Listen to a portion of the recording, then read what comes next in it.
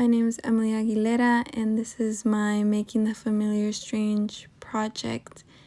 For my first observation, I did it on culture terms, and it was at a playground. There was a group of about 5 girls at the playground, and I'm assuming they were all around 11 years old. They were celebrating a birthday party, and they were all riding their bikes.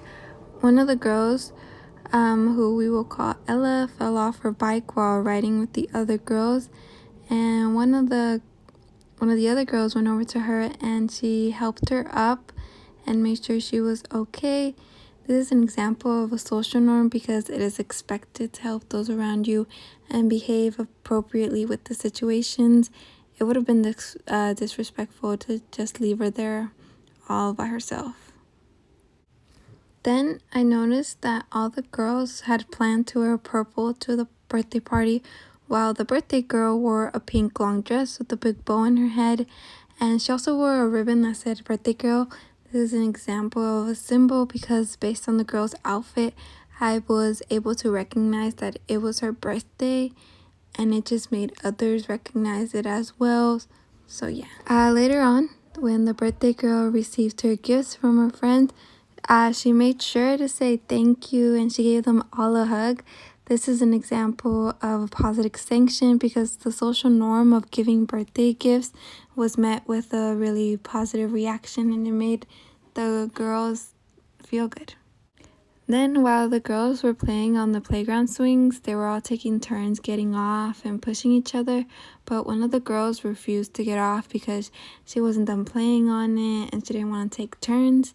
The other girls decided to leave her alone on the swing and they left her behind.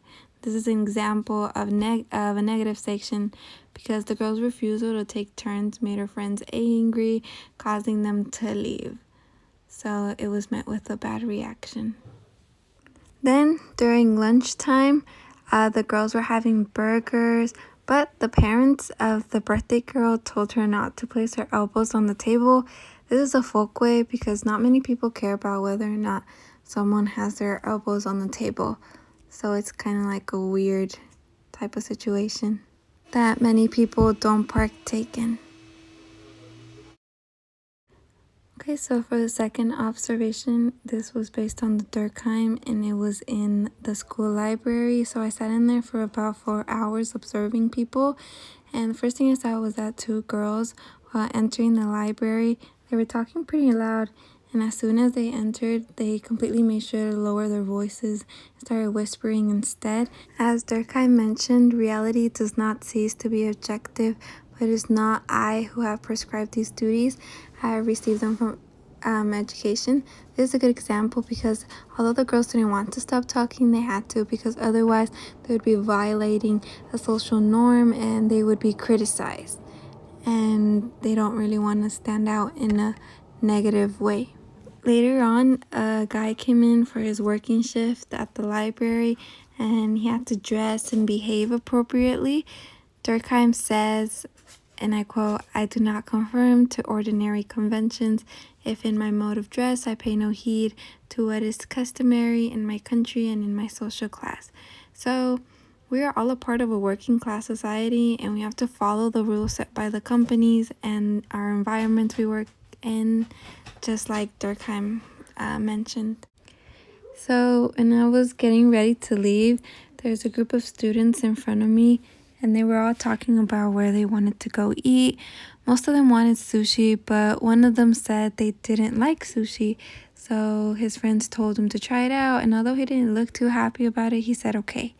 As Durkheim has said, social currents in a public gathering, the great waves of enthusiasm, indignation, and pity that are produced have their seat in no one individual consciousness. This is a good example because the boy didn't want to seem picky or selfish.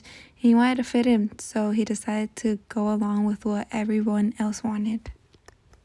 So for my final observation, I did the Goffman terms, and this was based in a restaurant called Dairy Queen. So during this observation, I observed people's actions and attitudes. And at one point, a rude customer came in and started yelling at the cashier because he wanted coffee. The manager had to come out and had to make sure the employees were acting accordingly in order to protect their face.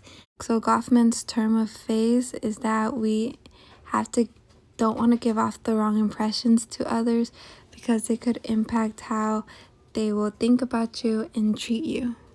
A few minutes later, when the rude customer had left, I could hear the manager laughing and making fun of the customer in the back very faintly.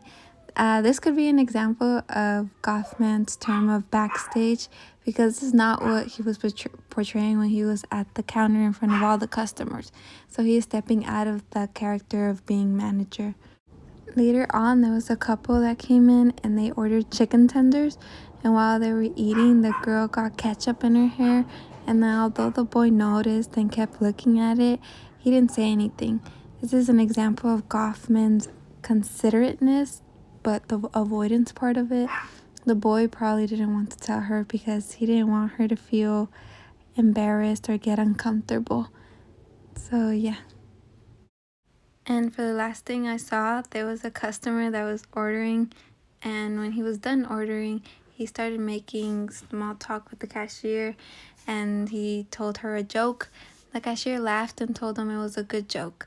This is an example of the term expressions given because even though the girl was wearing a mask, she still made sure that the man knew his joke had made her laugh through her eyes and her laughter. So yeah, that was my Making the Familiar Strange project, and these are some of my citations. Thank you.